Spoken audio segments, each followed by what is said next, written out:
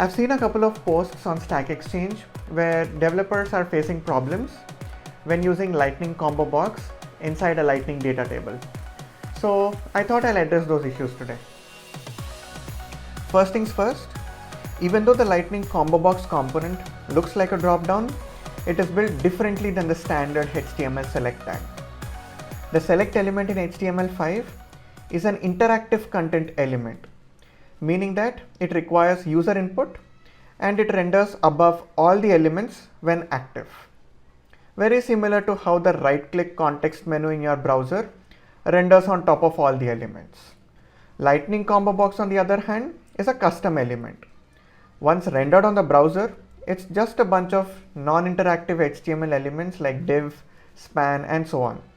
And we make it appear over others using Z-index. But since it is just a div in the end, it can be cut off or can create a scroll bar when it overflows outside a given boundary. Now let's see how this behaves inside a data table.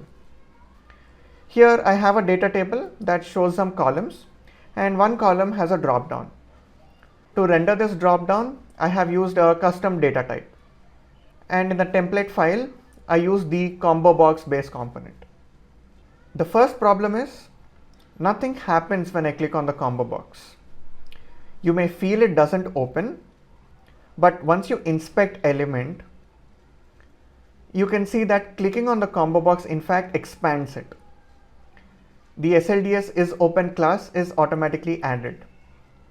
The reason you're not able to see the options is because of this class, SLDS truncate, that has a style overflow hidden, which hides the options which are just non-interactive div and span elements.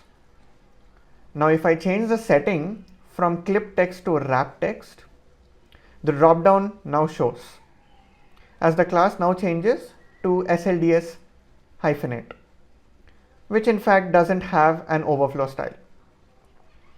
To ensure this class is present by default, all you need to do is add an attribute wrap text to the column definition and set it to true.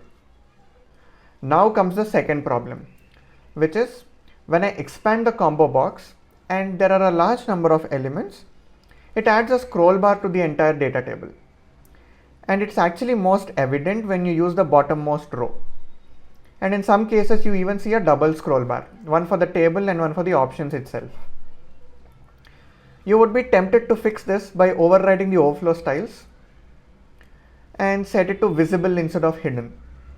But you can't do this using your LWC CSS file. You'll have to use a static resource which applies these styles globally. But it is not recommended also because the overflow applies to the entire table and not just your dropdown. So it can have unintended consequences for the remaining columns. So the best option to show dropdowns in data tables is to use the standard HTML select tag instead of the Lightning Combo Box. So I just replace this piece of code with the standard select tag and style it using SLDS so that the same look and feel is maintained. However, you need to add a little bit of JavaScript code to make sure the current value shows as the current selection in the dropdown. Once you deploy, you can see that it looks the same, but now the options are visible on top of all of your elements without the additional scroll bar.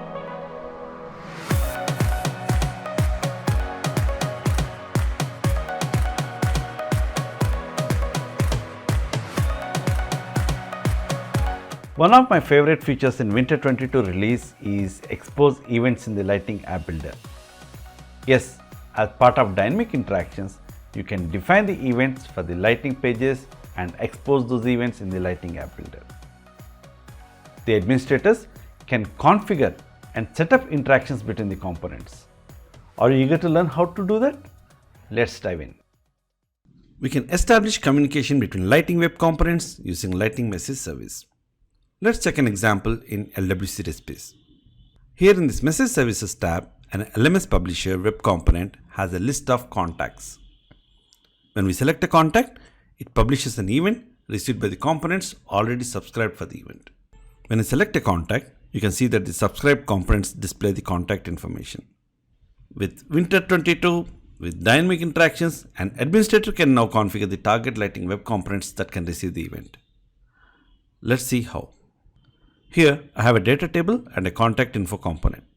When I select a contact, nothing happens. As an administrator, let's configure it.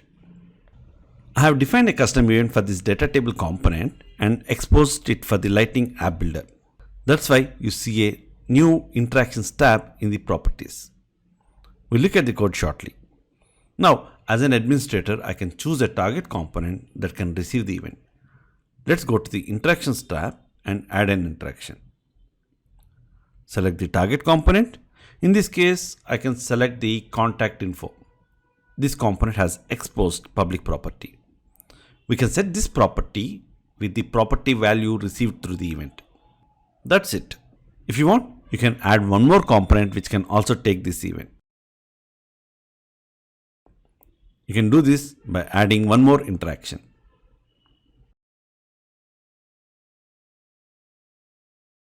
Let's save it and see how it works. I'll select a contact now and you can see the contact info in the target component. Great. Let's look at the code. Here I have defined a custom event, set the selected row's record ID in the detail and dispatch the event. I just need to do one more configuration to expose it to Lighting App Builder. In the metadata file, define a target config for the page and add an event tag to it. You can give the name, label and description for the event. Add a schema tag to the event which includes the record ID as defined in the .js file. Let's now also look at one of the target components. The only thing that I have done is define the public property to map and use the values from the event. And you can see that I have used the property here in my component. So the tip is that you can use dynamic interactions to define the events easily and allow administrators to configure events and build interactive pages. Would you please let us know if you like the tip, and also let us know if you want a specific tip in the comment section. Thanks for watching the tip.